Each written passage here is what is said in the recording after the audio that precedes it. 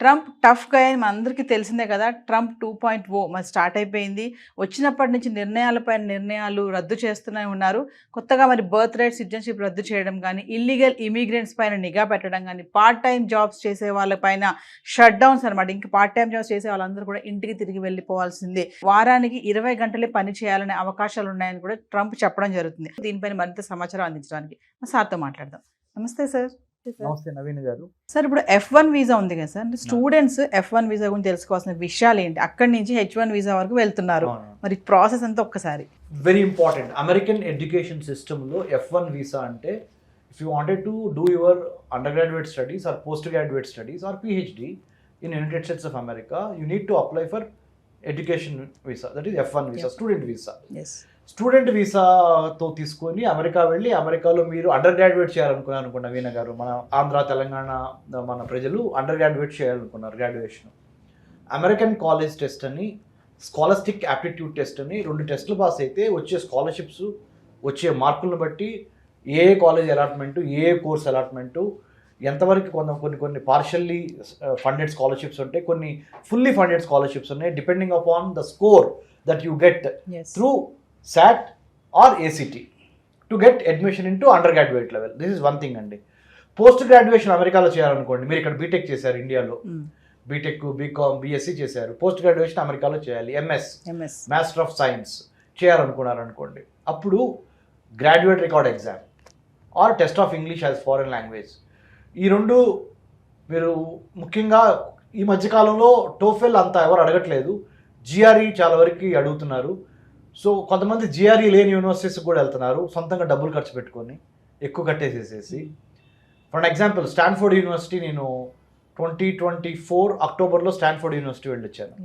Stanford University అంటే మన నారా లోకేష్ గారు, ప్రస్తుతం IT minister of Andhra Pradesh, the son of honorable chief minister Naidu garu. So Lokesh కూడా he was a part of Stanford university.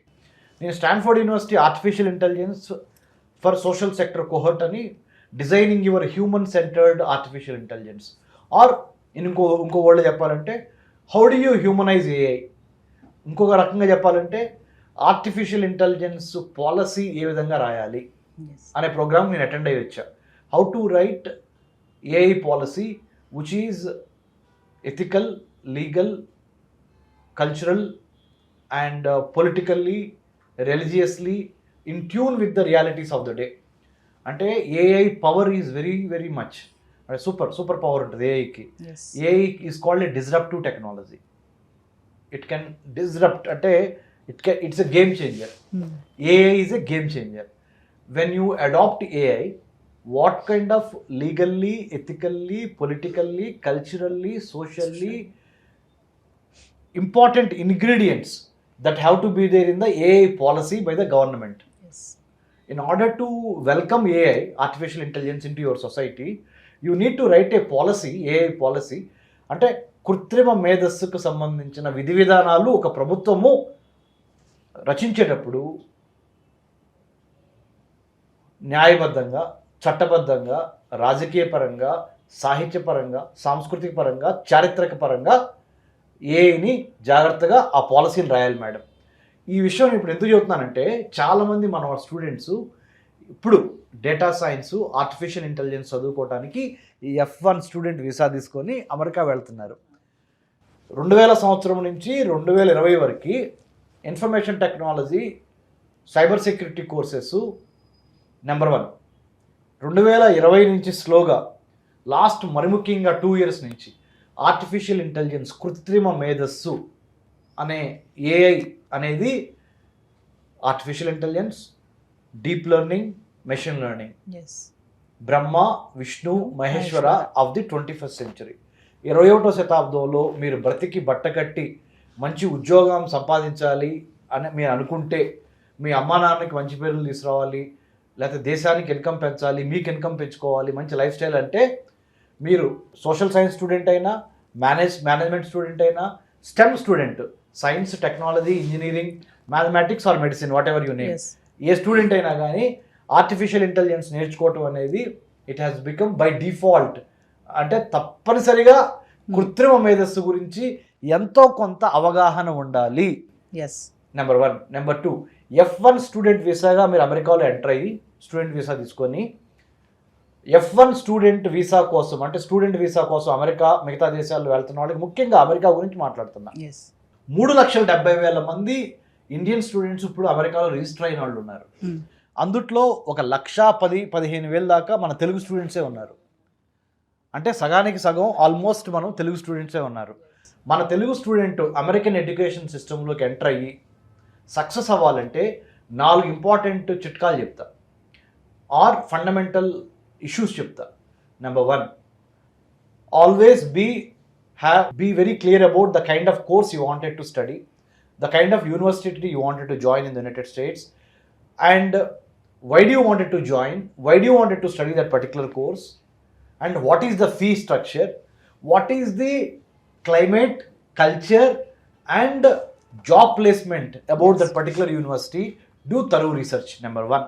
Number 2, when you approach a private education consultant to process your visa or to apply for a visa to study in the United States, F1 సంబంధించి foreign overseas education consultant Hyderabad వచ్చి ఇక్కడ ఎవరికి పడితే వాళ్ళ దగ్గరికి వెళ్లకుండా ఇంపార్టెంట్గా మంచోళ్ళు అన్న వాళ్ళ దగ్గరికి వెళ్తాం చాలా ఇంపార్టెంట్.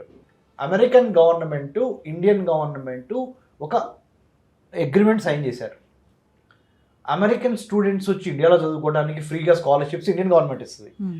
ఇండియన్ స్టూడెంట్స్ అమెరికాలో చదువుకోవడానికి ఫ్రీ స్కాలర్షిప్స్ ఉన్నాయి. ఈ ఫ్రీ స్కాలర్షిప్స్ ఉన్నాయనే తెలియక చాలామంది ఏం చేస్తారు, ₹1,00,00,000, 50 లక్షలు, 70 లక్షలు, 80 లక్షలు, 40 లక్షలు లోన్లు తీసుకొని అమెరికా వెళ్తే చాలు అని అమెరికా ఫ్లైట్ పెట్టుకొని దిగుతారు. దిగంగానే ఏమవుతుంది తెలుసా మేడం, 1 సెమిస్టర్కి 40 లక్షలు ఎగిరిపోతాయి. 1 సెమిస్టర్ అయిపోయింది, మళ్ళీ సెకండ్ సెమిస్టర్ ఫీజు కట్టాలి. ఇక్కడ నుంచి వడ్డీలు government education loan, banks private కానీ పబ్లిక్ కానీ మీకు ఎడ్యుకేషన్ అయ్యి జాబ్ వచ్చే వరకు అవుతాయి. కానీ ఒక్కసారి ఎడ్యుకేషన్ అయిపోయి F1 స్టూడెంట్ వీసాతో వెళ్ళి H1B రాగానే మీ గొంతు పట్టుకుంటాయి. President Barack Obama, America president మొన్నటి వరకు జో బైడెన్ ముందల వాళ్ళ మిసెస్ మిషెల్ ఒబామా అఫీషియల్గా చెప్పిన మాట ఏంటంటే, అమెరికాలో ఎడ్యుకేషన్ ఫీజులు కట్టలేక ఆయన సెనేటర్ అయినంత వరకు, అంటే before he had become the president of the United states, ఆయన సెనేటర్ అయినప్పుడు కూడా ఆయన అప్పు తీర్చలేకపోయారు. అంటే అంత పెద్ద ఎడ్యుకేషన్ లోన్స్ వాళ్ళ నెత్తి మీద ఉన్నాయి.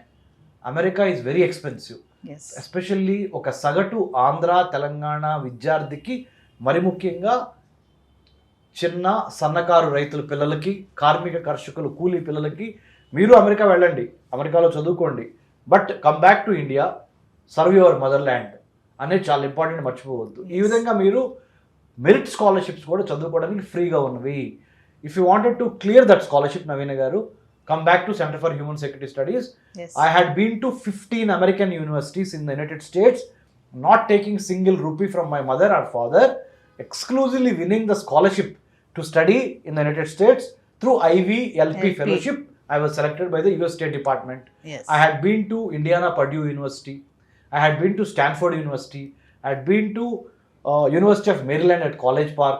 I had been to University of Utah, and I had been to Eli Lilly Pharma Company.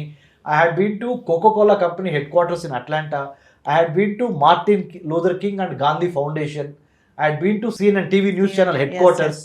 You tell me, I had been to US Congress, Library of Congress in Washington DC. Many other places in the United States I traveled. Seattle వెళ్ళాను, ఎందుకంటే అక్కడ ఈ silicon వ్యాలీకి సంబంధించి, మరి San Francisco వెళ్ళాను, silicon valley.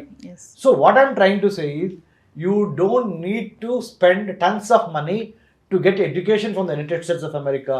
You need to know the right kind of mentor, right kind of scholarships, right kind of university, right kind of guidance to get into United States of America. From F1 to H1B. Smooth transition jaragathaniki you need to have a mentor.